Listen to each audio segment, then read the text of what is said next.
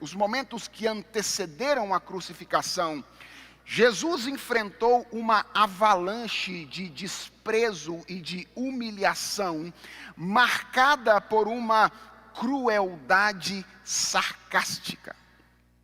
O texto começa dizendo que das mãos de Pilatos, o nosso Redentor cai nas mãos dos soldados romanos. E no verso de número 16, nós lemos que os soldados romanos o levam para dentro do palácio, que é o pretório, e reúnem todo o destacamento. Deixe-me dar algumas informações a vocês acerca desses homens e de algumas palavras que aparecem aqui. Quem eram esses homens que recebem Jesus Cristo para açoitá-lo?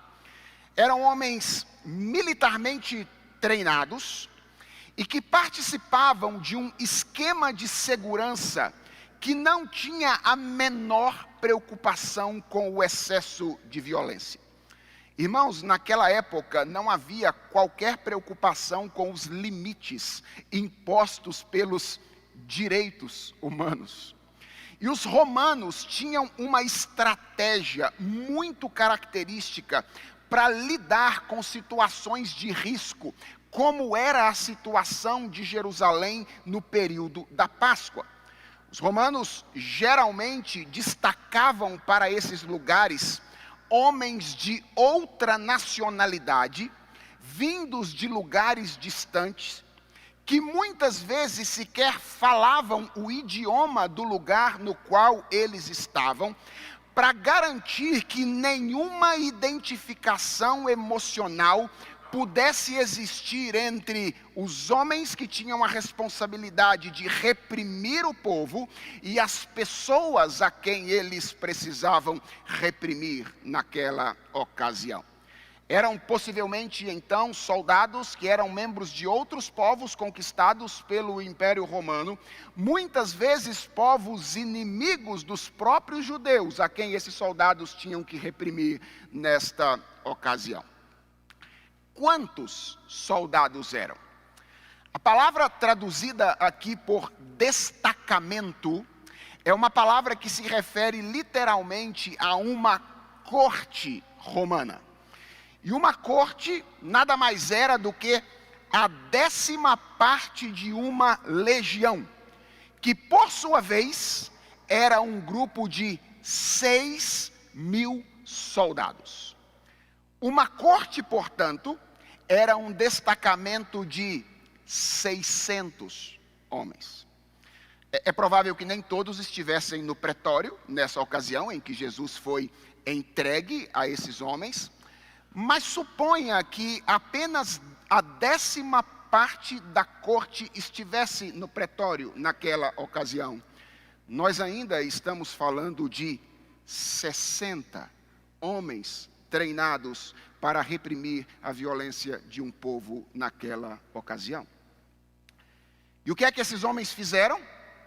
O texto diz que quando eles receberam Jesus Cristo, eles logo perceberam o contraste que havia entre a acusação que pesava contra ele e a condição na qual ele se encontrava. Jesus Cristo era acusado de afirmar ser um rei, e ele se encontrava na condição de um indigente, ele se encontrava na condição de um mendigo, ele se encontrava na condição de um criminoso. E quando eles perceberam o contraste entre a acusação que pesava sobre ele e a condição na qual ele estava, o sarcasmo desses homens foi ativado e eles resolveram transformar o nosso Redentor em um objeto de diversão sádica. Eles montaram uma encenação cômica, uma espécie de paródia de uma encenação real. E colocaram Jesus Cristo no centro dessa encenação. O texto diz, no verso de número 17, que eles o vestiram de púrpura era a cor usada pelos reis naquela ocasião. Marcos diz que era um pano roxo. Mateus diz que era um pano vermelho, um pano escarlate. Era muito provavelmente o manto desbotado de algum dos soldados, que em virtude do suor, em virtude do sol, já não tinha a sua cor tão perceptível. E eles usaram o manto desse soldado com a finalidade de brincar com Jesus Cristo, como se ele estivesse sendo coroado rei. Ainda no verso 17, o texto diz que eles teceram uma coroa de espinhos e puseram essa coroa de espinhos na cabeça de Jesus Cristo. Eles tomaram alguns arbustos espinhosos, modelaram esses arbustos para que ela fosse usada de maneira semelhante a que a coroa de louros que os césares romanos usavam fosse usada por Jesus naquela brincadeira de mau gosto de coroação real. Marcos não diz isso, mas Mateus relata que eles também colocaram nas mãos de Jesus um caniço, um pedaço de pau, para imitar, além da coroa na cabeça, o cetro de um rei. E no verso 18, o texto diz que com Jesus vestido do manto de um soldado, com a coroa de espinhos na cabeça, com um pedaço de pau nas mãos, eles saudavam a Jesus Cristo dizendo: salve o Rei dos Judeus. Em tom de ironia, eles escarneciam de Jesus, prostrando-se diante dele, fingindo adoração, proferindo ironicamente palavras de saudação real a um rei moribundo naquela ocasião. E enquanto faziam isso, diz o texto, que eles paralelamente o violentavam.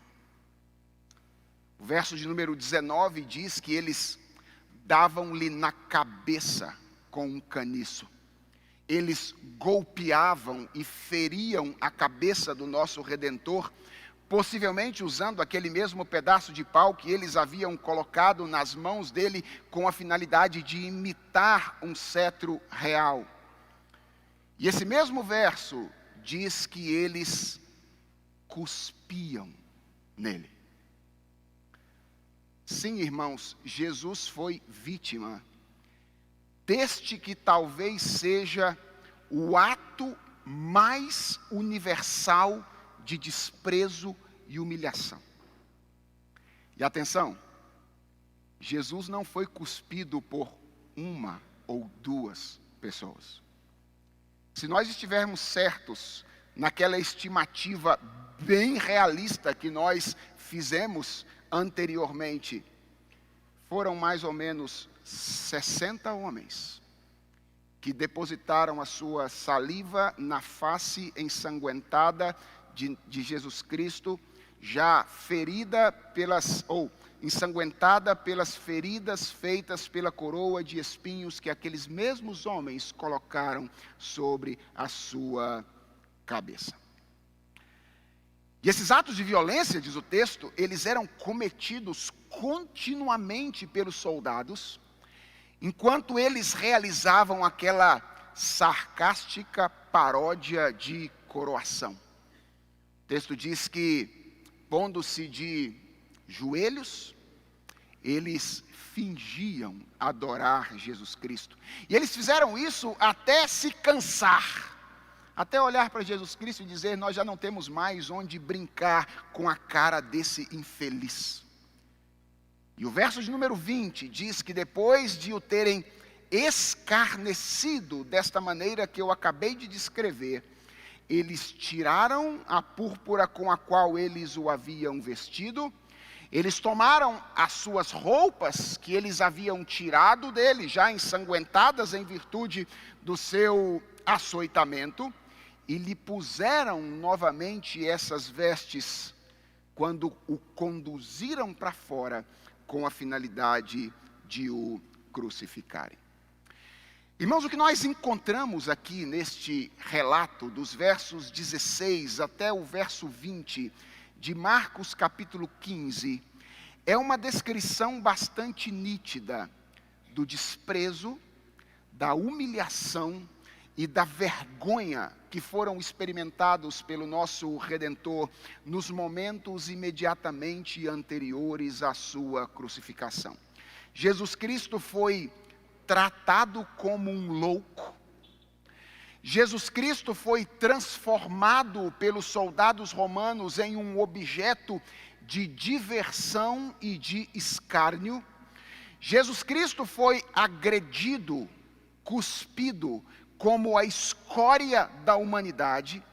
E Jesus Cristo foi levado para pendurado em uma cruz, servir como declaração visual do poderio romano, onde, como nós veremos amanhã, ele continuou sendo o alvo de chacota dos soldados romanos, dos sacerdotes que o conduziram a esses soldados e da própria população que passava pelo caminho onde Jesus Cristo havia sido crucificado. E em cima da sua cruz, diz ainda o texto, Pilatos mandou escrever, ironicamente, uma epígrafe que emoldurava a cena da crucificação. Lá estava escrito: Jesus, o Nazareno, Rei dos Judeus.